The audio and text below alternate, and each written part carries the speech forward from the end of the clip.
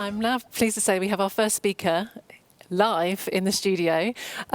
When I was putting together the programme, I really wanted to get a view and a sense of where we are as a state of the nation. I think a state of the nation and understanding where you are as an event professional and where we are as an industry and what people think of us is incredibly important in helping communicate with our audiences.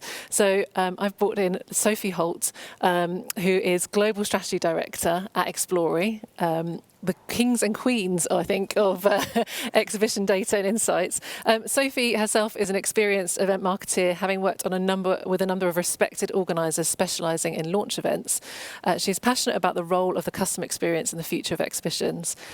Sophie regularly authors white papers and shares insight around the industry. And if you haven't seen any of those or you want to catch up, many of them are in partnership with UFI and are available, I believe, on the UFI website and on the Explori website. And they're great. Even go through the back catalogue of insights. It really gives you a great insight into what our audiences are thinking, both from an exhibitor point of view and a visitor point of view.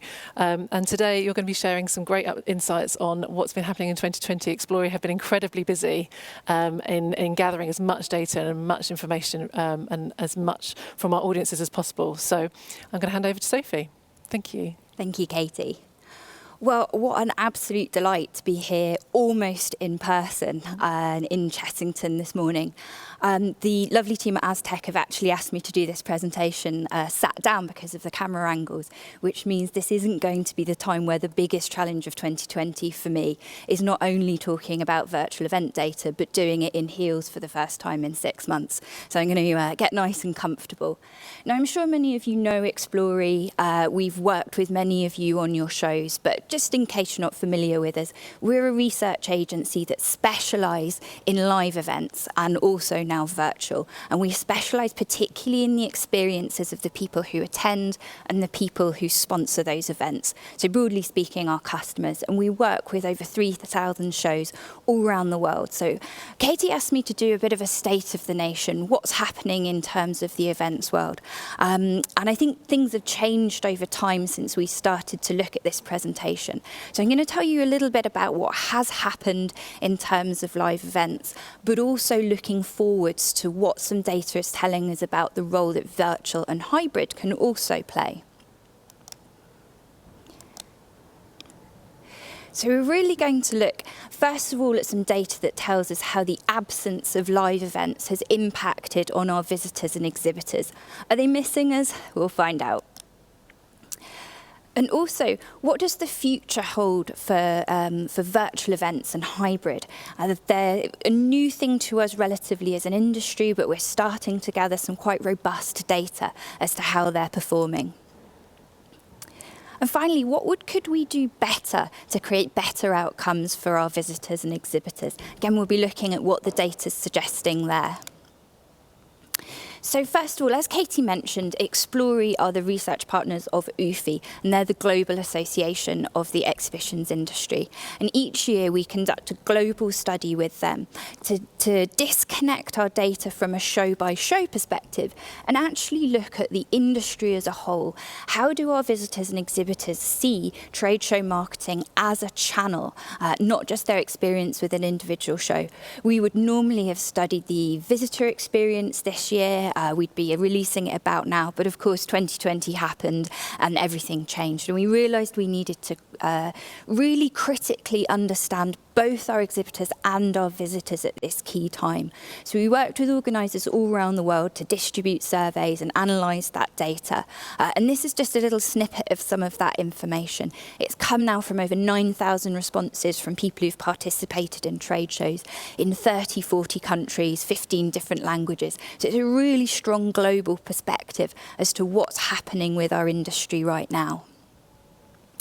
So let's look at the impact of the cancellation of live events on our exhibitors. And there's some quite positive news here. The majority of our exhibitors said that it had a negative impact on them, not being able to access live events, with the majority actually describing that impact as being large or very large. Now, that was slightly surprising to me because we did a similar study at the end of 2019 focusing on the exhibitor experience. And that made for quite tough reading for the industry. Our exhibitors were telling us that there were things that they felt were wrong in the relationship between event organisers and the event ecosystem as a whole, and themselves as exhibitors. They were feeling perhaps that the ROI was difficult to measure. They were feeling perhaps that the level of trust between themselves and organisers and venues was not really where it should be. So I was concerned that this data would come back showing that perhaps exhibitors, and certainly some commentators have suggested this, that exhibitors would be starting to turn away from live events as a channel. This suggests this really isn't the case. They've felt the impact. I know it's cliche, but absence has made the heart grow fonder, I think. By not being able to participate in live events, it's actually made it really clear to them what they're missing out on, what that ROI was, simply because there is a hole that has formed in their marketing strategy. And they're telling us really the impact, the negative impact that they've felt is primarily losing their ability to network. They absolutely rely on these face-to-face events for their networking. But you can see around half of exhibitors as well are also telling us that they've had fewer opportunities to generate leads, and consequently from that they've generated lower sales.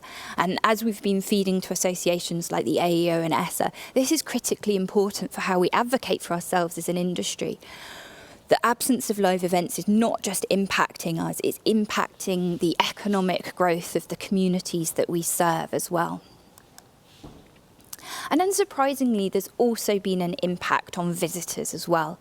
And what we asked our survey participants here was that could they tell us about the impact on them as a business person, meeting their business objectives, but also the impact on them personally. And you can see again, the majority of our visitors are saying they were negatively impacted by not being able to attend live events. Actually, 90% of our visitors said that they were impacted in some way by not being able to attend the events that they usually attend. And again, networking is a really critical part of this. They rely on those live events to feel connected to the industries that they're part of. So looking at our exhibitor respondents, we asked how likely were they to participate frequently or more frequently in trade shows in the future. And this is exactly the same question as we asked back in 2019. So we've actually got some comparisons, and you can see the 2020 data there in green and the 2019 data in purple. I find this slide really reassuring because we've actually seen that the impact on frequency of participation amongst our exhibitors is actually quite modest. There's really not a significant difference in between those two figures. So the impact of the pandemic, the impact of cancellation has not hugely reduced our exhibitors' willingness to participate. I think probably what we're seeing is part of a slightly downward trend anyway that's more connected to ROI. For our visitors, there is a reduction in frequency to attend, but it's mainly driven by short-term concerns. They're concerned about safety, they're concerned about having travel disruptions at the moment. And it would suggest that we can remedy this and allay those fears through kind of robust communication around health and safety measures. So I find this quite reassuring. But really a key question is, what does this mean for budgets? Where's the money going to go? And we can see actually, as of the end of August, when we closed this study, 28% of our exhibitors around the world said they were prepared to see their spend return to pre-COVID levels immediately as shows started running again. The average here was 11 months, so 1 to 2 show cycles and budgets should have returned to pre-COVID levels. And actually only 12% of exhibitors said that they didn't feel that budget would ever return to pre-COVID levels. And that was very much in line with the trends, again, we were seeing in 2019. It doesn't feel like this is going to become a cataclysmic change for our industry. And just looking at budgets in general, the marketing budgets of companies that exhibit, unsurprisingly, we can see that the budgets that they allocate to trade shows have significantly reduced, as has the budget that they would put into their own events. But look at those 2 top bars. That's their budgets for virtual events, and it's their budgets for other general marketing lines. they've had very little impact at the moment. So there is still budget out there amongst our customers that we could potentially access with the right virtual offerings.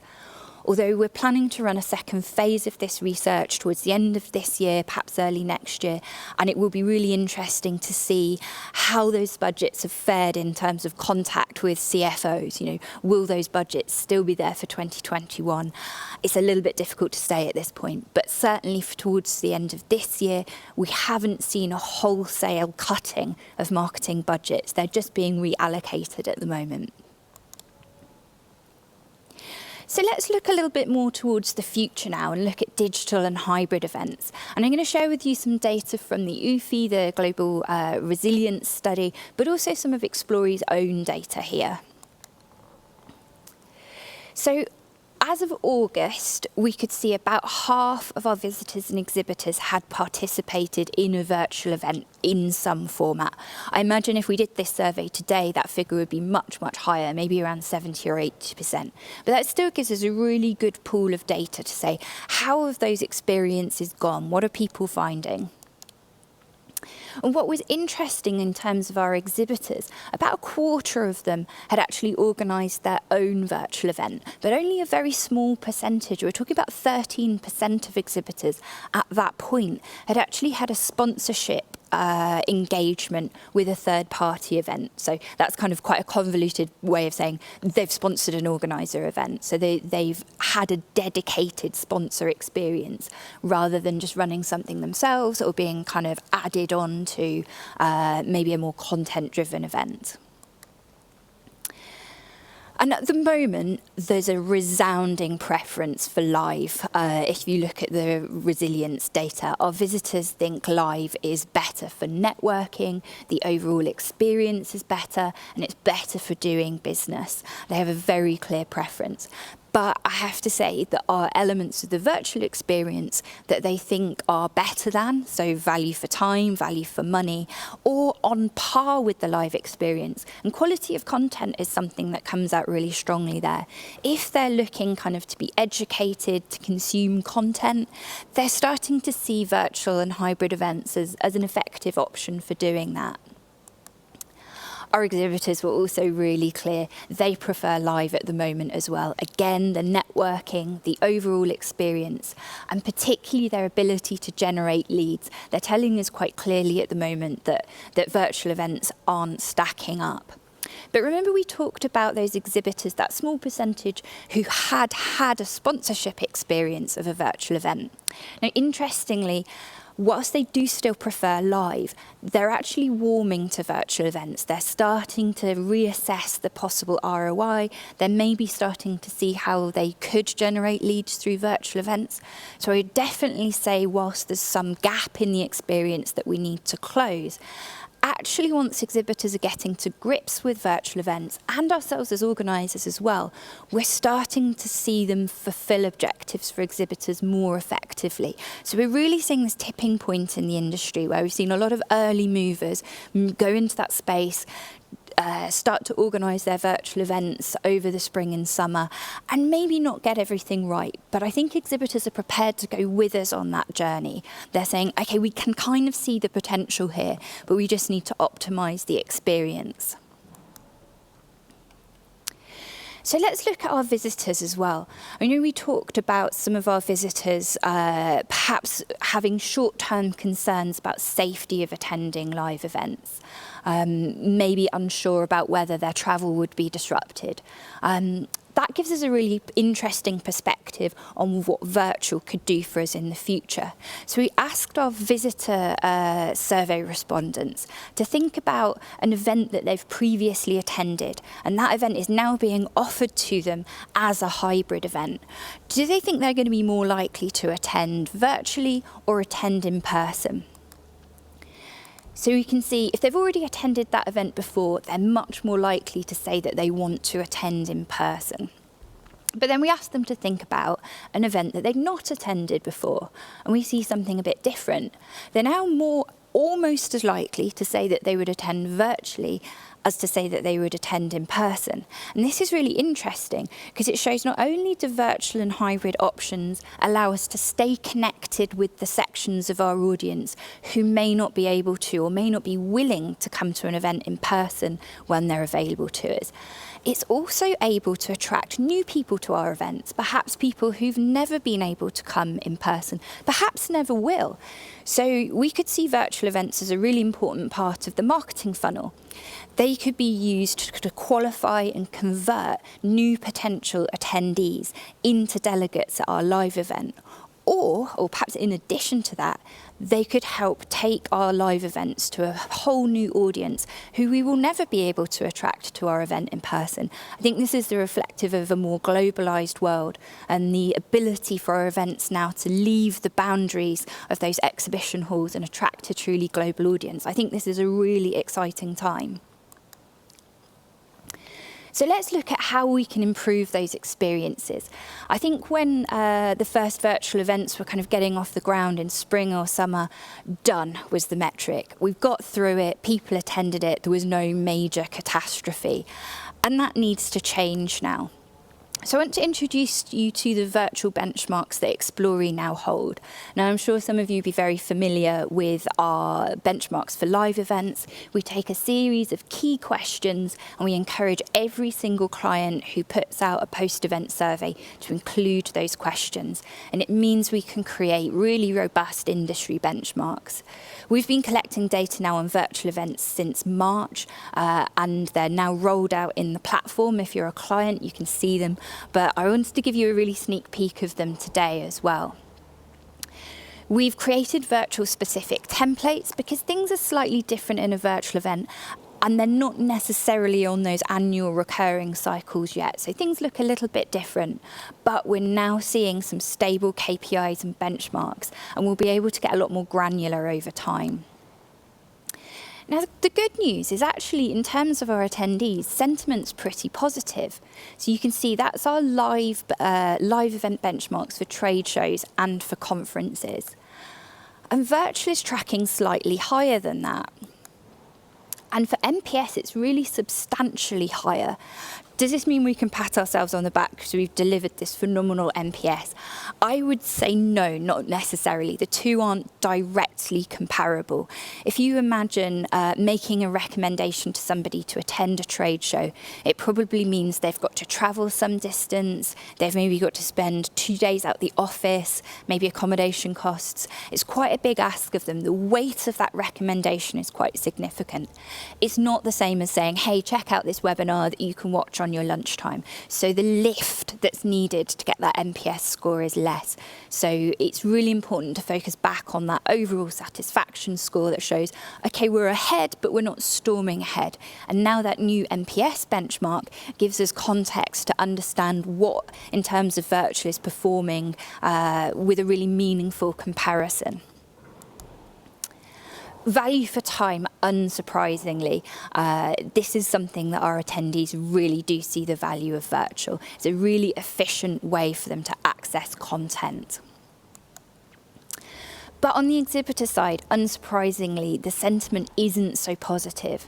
Now, we knew we had some issues on the live side with our exhibitor sentiment as well. Net Promoter Score was down at -17, and that means on balance, there's far fewer exhibitors who would recommend attending a particular trade show than would actually really positively advocate for it. But look where we are with the Net Promoter Scores for virtual, really lagging behind. And this is to do with the much lower return on investment that's perceived at the moment. So what can we do to actually optimise the experience and to really make sure we're delivering on objectives with our virtual events in the same way that we're able to do with our live events? Now, I wish I had a magic wand. Actually, delivering virtual events is really not my area of expertise, but I'm going to point you to where the clues are. Because the amazing thing about virtual events is the huge amount of data that we're able to collect on them, really without any additional cost, without any extra effort. Sometimes with live events, collecting all this data might have meant investing in technology like beacons, tracking, extra people scanning. Most of this is now built into the systems that you're already using. So you can take data from your CRM system or the registration platform that you're using and track those individuals right through that customer journey and really understand what it is about that virtual event experience that's impacting on the desired outcome that you want. Now, trade shows tend to be kind of quite one size fits all. They try and cover off a range of different objectives. You'll have networking elements, content elements, and sourcing elements. Virtual events don't quite operate like that at the moment. Often they're trying to hit one or two of those purposes. So this allows you to set a purpose, an objective for your event, and actually see what parts of that experience are driving success in that objective. If you're using perhaps a matchmaking platform or a meetings booking platform, how does different levels of engagement with it drive the overall satisfaction and drive the outcome that you want to see? I think there's really exciting opportunities here for us to become quite data-driven and really understand in a very granular way what are the elements of that event experience that lead to the outcomes that we want for our visitors and our exhibitors. And then pull that data either within your portfolio, your company, and also kind of globally as an industry so we really know what's working for us. So just to summarise that, virtual events, I think, are around for a very long time. They've got the potential to keep us connected with audiences in challenging times, but also to really bring in and retain new audiences as well. But virtual events do need real feedback. We're not there yet with the quality of experience that we need to deliver, and we need to really delve into that to optimise the experience that we can offer, particularly for our exhibitors. But finally, I have to say, live is where it's at when it comes to our audience. I think they'll be as eager as we are to get back into event venues, back onto trade show floors, because they really do believe in the power of face-to-face to connect them with their audience and to deliver their marketing objectives. I don't think events are gone for good. I don't think there's going to be a fundamental shift towards virtual. It will be something that complements our live events in future rather than replacing them. So I think we've got a chance for some questions. Yes, yeah. Thank you so much. And I feel so assured looking at the data. And I do love that about speaking to you, Sophie. When everyone's panicking, you seem to be the person in the room that has a stat to answer the question that perhaps we don't know. From any of the data that you've seen, from 2020, has any of the data demonstrated a need to change the physical exhibition show floor format?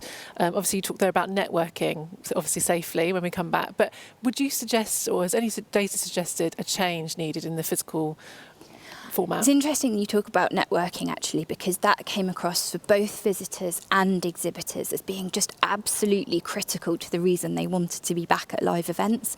And that's also the most challenging aspect to deliver in a COVID secure way. So it's going to take some real creativity from organisers, but also from suppliers and venues as well, to say how can we keep as much of that networking and even the social element of the event present, but whilst we're still keeping people safe. I think it's a really important message. I think for years we've been taking those networking spaces off our show floors, sometimes to save costs, unfortunately, or sometimes because sometimes they can be commandeered by people who won't take exhibition stands. So I think it's time to rethink that process. And also I think in terms of the communication as well, I think people have quite rightly focused on the opportunities to generate leads when they're talking to exhibitors. But don't exclude the networking, don't exclude the social side of it. That human connection is what's an incredibly powerful driver when you're communicating about bringing people back to a live event space. Yeah, anecdotally, I've had a lot of people say it's a serendipity of an event and just that moment when you just see somebody that you haven't seen for 10 years, and that connection can be the make or break of your experience. Absolutely, that kind of cues for the loos, standing by a bar. And it's going to be really interesting to see how that can be recreated in a virtual event setting. I think there's a huge power in these matchmaking and networking tools to create really well thought through and meaningful connections. But how do we keep that serendipity if we're in a virtual or a hybrid environment? I think that's going to be a key question to answer. From the data, what do you think might be the key objections from exhibitors moving forward? Obviously, a fallback would be budgets, but you demonstrated that there will be budget potentially for for exhibitions and live events. So what do you think will be the key objections? So I think there's a concern about visitor numbers, and I think that's part of the objection that some of our clients are hearing. Will we know that the visitors will be there? But what we saw really clearly from this data is when we asked exhibitors to weigh up visitor numbers versus visitor quality, they absolutely came down on the side of quality. I think they're accepting that numbers will be impacted for the first few cycles of shows coming back. But if you can build a really compelling story around quality of your visitors, that's a really compelling statement. And I think that's a really interesting role that virtual events can play, because if we're talking about quality, we're not just talking about the demographics, what job title is somebody. You're also looking about, are they ready to buy? Are they in a discovery phase? Are they looking to really interact with suppliers? And you can learn that through your virtual events. It's a really useful opportunity to get some psychographic data on your potential attendees and understand who really constitutes a quality visitor, and then be able to match them up in a really intelligent way. So I think that's a way where virtual and physical events are going to work together really effectively. Actually, there's something that echoes that sentiment with, I was watching an UFI session. Actually, if anybody wants to catch up and see something inspiring for events industry, there's an UFI session where 5 organisers who've been able to restart their events from around the world talk through their event experience.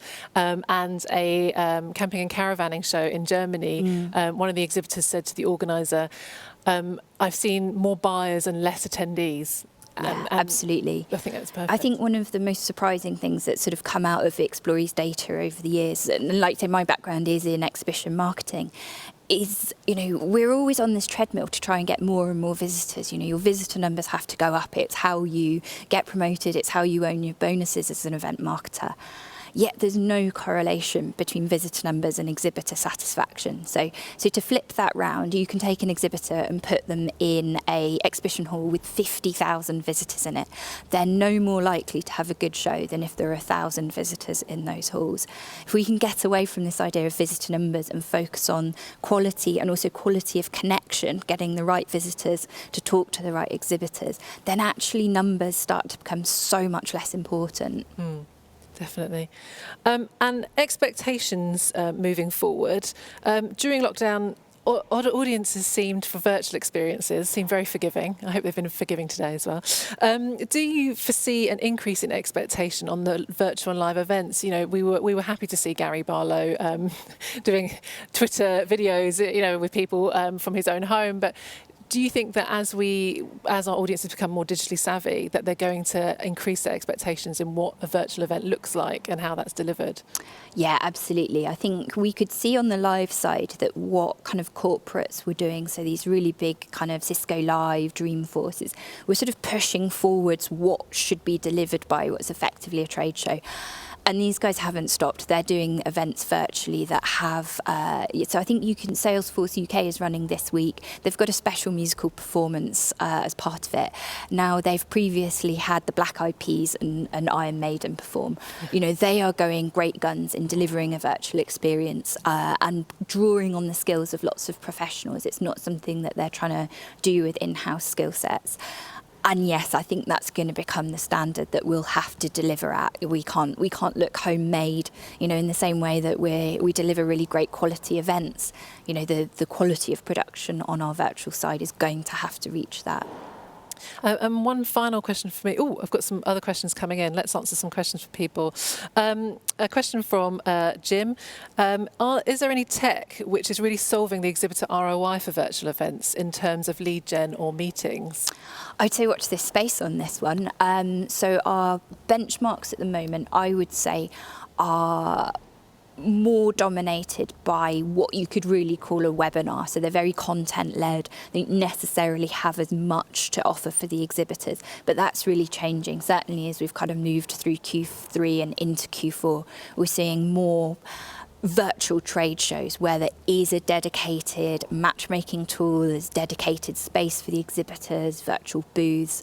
I really think we're going to start to see those exhibitor metrics move. And we're working with more and more clients as well to take data in through our APIs straight from things like their matchmaking platforms and their virtual event platforms. So we can really see on an individual basis the people who are giving the highest net promoter scores, the highest level of satisfaction. What were the parts of that experience that drove that? So we can really hone in on particular tools. I would say normally, though, it's never just the tool. I think we could see great teams who organise great live events are also organising great virtual events. I think there's a secret sauce about what tools you select, but also what you do with them as well. So we'll have to see how that unfolds in the benchmarks over the next few months. Yes, definitely. And Event Tech Live, I think, might be an event that has the answers to that. That is never been a more timely event, actually. I think, the technology has such a huge part to play in it. So I've been judging the awards in the evenings this week, and there's so many platforms now have really evolved their offering. It's a much more wide open market now with some really innovative, like there's some of them where you sort of read through and they're like, oh, and then the exhibitor can basically put their credit card details in and pay for more things whilst they're live. You're like, ooh. That's the next level. The event marketer in me is going, oh, look at that secondary revenue. And a final question from Stuart. Do you have any data on how virtual events have a virtual expo stand booth offering for an exhibitor, and how many events are content and sponsorship led? Okay, so the split there in virtual expo versus, I suppose, virtual content. I would say at the moment still the majority are content-led, because that's the first movers. It's easier to get a content-led event off the ground. I think that's really changing now, and the teams from the big organisers have ramped up, and they're delivering events that have that exhibitor offering as well. I hope in a month or so we'll be able to split out those benchmarks and say these are the webinar, the conference style events, and these are the trade show style events, and what's the difference. From the verbatim comments, so that's when people can just type in their thoughts, I think there's still an issue around exhibitor booth areas, in that they only function if you can get people to interact with them. And exhibitors are having that classic experience, like on the show floor, of being sort of stuck at the end of the aisle, wondering where all the visitors have gone. I think we've managed to recreate that experience virtually. So it's exactly like in a show floor. How do we get people to move around and to interact with the exhibitors if we're creating these virtual booth spaces? It may be that we need to facilitate that ourselves. I think absolutely. I think it's pretty clear already that you can't just plug it in and let it work for itself. Brilliant. Well, thank you so much to Sophie, and especially for being here live in the studio. It's so nice to see you. I know, it's exciting. Hi, I'm Laura, one of the founders at Tag Digital. Tag Digital is a PPC agency for event organisers. Our remit is to deliver visitor registrations, exhibitor leads, delegates, awards and new data for event organisers. We work in campaigns all over the world for organisers like Informa, Messe Frankfurt, Dubai World Trade Centre, Essential, ITE and lots more.